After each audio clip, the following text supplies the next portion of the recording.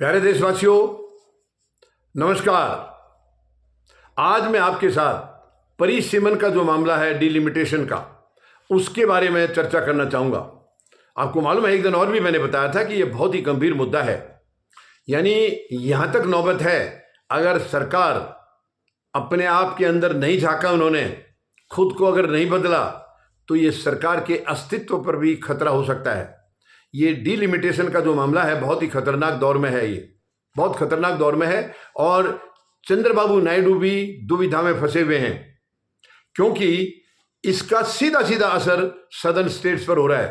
जो दक्षिण भारत के हमारे राज्य हैं, वहां पर नुकसान हो रहा है उनको, और वो किसी भी हालत में नुकसान खाने के लिए तैयार नहीं है।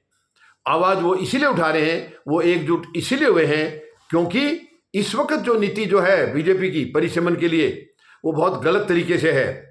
क्योंकि इन्होंने ऐसा किया है, जनसंख्या का जो हमारे यहाँ नियम है, उसको सदर्न स्टेट्स ने ईमानदारी से लागू किया कर रखा है, क्योंकि वहाँ हमसे ज़्यादा पढ़े लिखे लोग हैं, समझदार हैं। इससे तो यही जाहिर हो रहा है। यानी हमारे जो हिंदी बेल्ट का जो राज्य हैं, यहाँ बिल्कुल परवाह नहीं की है। जनसंख्या पर कोई कंट्रोल इन राज्यों में नहीं है, तो इनकी जनसंख्या बढ़ती जा रही है, उनकी जनसंख्या घटती जा रही है। और परिसीमन जो है वो संख्या के आधार पर है, जनसंख्या के आधार पर है। इसी वजह से उनको घाटा हो रहा है, और वो घाटा बहुत ज़्यादा हो रहा है, तो इसलिए वो विरोध में है। और चंद्रबाबू नायडू भी तो आंध्रा के मुख्यमंत्री हैं, वो भी तो सदर्न स्टेट में है।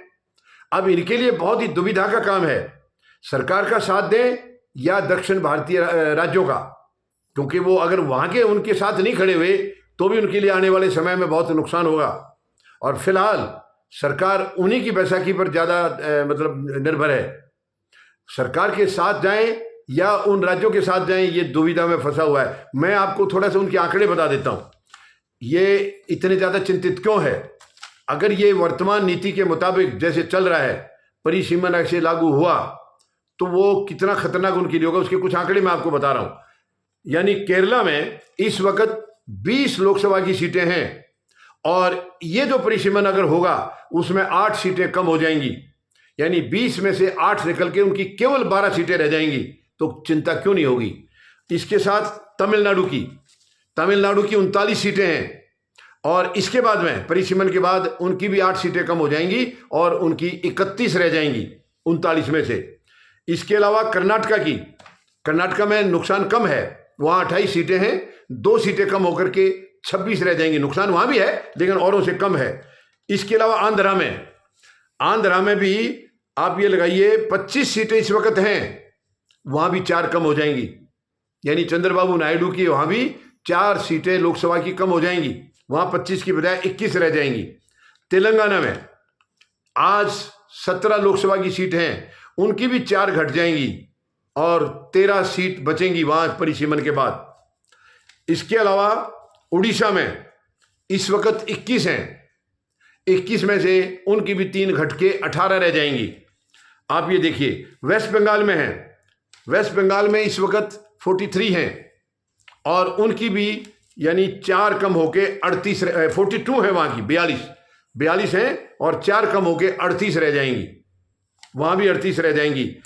इसी मुताबिक एक स्टेट हमारी इधर पंजाब में भी इस वक्त 13 हैं, 1 सीट कम हो जाएगी तो 12 रह जाएंगी। उसी मुताबिक आप हिंदी बेल्ट को देखिए, जो हिंदी भाषी राज्य हैं, वहां पर आप देखिए उत्तर प्रदेश में 80 सीटें हैं, उनकी 11 बढ़ जाएंगी। जहां उधर कईयों की 8-8, 9-9 घट रही हैं, यहां बढ़ रही हैं। उत्तर प्रदेश में 80 की जगह 11 बढ़ के 91 हो जाएंगी, 91। और बिहार में जहां 40 लोकसभा की सीट हैं आज, वहां 10 बढ़ करके 50 हो जाएंगी। इसके अलावा राजस्थान में अभी वर्तमान में 25 लोकसभा की सीटें हैं, वहां परिसीमन के बाद 6 सीटें और बढ़ जाएंगी और उनकी 31 हो जाएंगी। मध्य प्रदेश में एज ऑन डेट 29 हैं, 29, उसमें 4 बढ़ के 33 हो जाएंगी, 33। तो अभी इस वक्त अगर आप देखते हैं हिंदी भाषी राज्यों में 543 जो वर्तमान में हमारी लोकसभा की सीट हैं, उन 543 में हिंदी भाषी जो राज्य हैं उनके पास 226 सीटें हैं, और ये परिसीमन के बाद उनकी सीटें 259 हो जाएंगी। यही चिंता उनको खाई जा रही है। और बीजेपी की ये पॉलिसी है कि हम, क्योंकि इनको सदर्न स्टेट से यानी दक्षिण भारत से इनको बहुत कम उम्मीद है, इनकी नीतियों से वो लोग सहमत नहीं है, तो इनको वहां से फायदा नहीं होगा। तो ये चाहते हैं कि उनकी सीटें कम कर दी जाएं, क्योंकि उन्होंने ईमानदारी से जनसंख्या नियम को लागू किया है। तो ये चाहते हैं उनकी सीटें कम कर दी जाएं और हिंदी भाषी बेल्ट जो है, जो जो राज्य जहां इनका इस वक्त थोड़ा होल्ड ज्यादा है, ये वहां की सीटें बढ़ाना चाह रहे हैं, ताकि भविष्य में, क्योंकि ये तो अपने आप को आजीवन सत्ता में रहने के लिए सोच करके बैठे हैं, तो ये सोच रहे भविष्य में इन्हें किसी और की तरफ ना देखना पड़े, किसी और का मुंह ना देखना पड़े, और यहीं पर जहां जहां इनकी थोड़ा दबदबा ज्यादा है वहीं से इनकी जीत के लायक सीटें निकल जाएंगी। ये इनकी चाल है, और इसी वजह से वो दक्षिण भारत जो है, दक्षिण भारतीय राज्य जो है, वो इनके खिलाफ है, जिसको कि मैंने आपको पहले बताया भी था कि 22 मार्च को वहां पर मीटिंग होनी है, बहुत इंपॉर्टेंट मीटिंग है। और मुझे तो ऐसा लग रहा है कि चंद्रबाबू नायडू भी इसमें जरूर शामिल होंगे, क्योंकि अपनी उस दक्षिण भारत के राज्यों से निकल के कहां जाएंगे? सत्ता तो आज है, कल नहीं रहेगी इनकी। यानी केंद्र में जिसके सारे वो हैं, और वो अपना राज्य का काफी बेनिफिट ले चुके हैं, अब उनको भी सोचना होगा। मुझे नहीं लगता कि वो सरकार का साथ देंगे, वो भी अपने दक्षिण, क्योंकि नुकसान तो इनका भी हो रहा है 4 सीटों का, प्लस फिर दक्षिण भारतीय एक अपने आप में एक गठजोड़ उनका है, वो भी उसमें अलग थलग पड़ जाएंगे, क्योंकि बाकी तो सब वहां पर आने के लिए तैयार बैठे हैं। 22 को बहुत बड़ी मीटिंग है, और मुझे लगता है सरकार के अस्तित्व के ऊपर भी एक खतरा है। तो ये परिसीमन का जो है, अगर सरकार इसको चाहती है कि ये मुद्दा गंभीर ना हो और टकराव ना हो, तो एक ही रास्ता है, जैसे पहले भी किया था। यानी पहले जो 71 में जो सीटें थी, 73 74 में, वो ऐसे ही 543 रखी गई थी। उसके बाद यानी दोबारा जो 2001 में होना था, 2001 में जो हुआ था, तो अटल बिहारी वाजपेयी जी उस वक्त प्रधानमंत्री थे, उन्होंने फैसला किया था कि सीटें जो हैं उतनी ही रहेंगी अगले 25 साल के लिए। उन्होंने 2001 में 25 साल के लिए ये फैसला दे दिया था कि सीटें नहीं बढ़ेंगी, हम यानी परिसीमन कर देंगे। देखिए, परिसीमन में और इसमें सीटों के घटने बढ़ने में फर्क है। परिसीमन यह है कि मान लीजिए किसी एक लोकसभा सीट की अगर संख्या है वहां पर मतदाताओं की 20 लाख, और दूसरे में है किसी में 10 लाख, तो उनको एडजस्ट करके उनको घटा बढ़ाया जाए। मतलब संख्या में गिनती में घटाया बढ़ाया नहीं जाए, केवल उस पर्टिकुलर विधानसभा या लोकसभा सीट का जो है ना, इसमें से कुछ संख्या कम करके उधर बढ़ा दें, यानी मतदाताओं की संख्या। तो इस तरीके से तो भलाई तो इसी में है कि ये भी अगले 25 साल के लिए यही कह दें कि हम इसमें संख्याओं में कोई बदली नहीं करेंगे।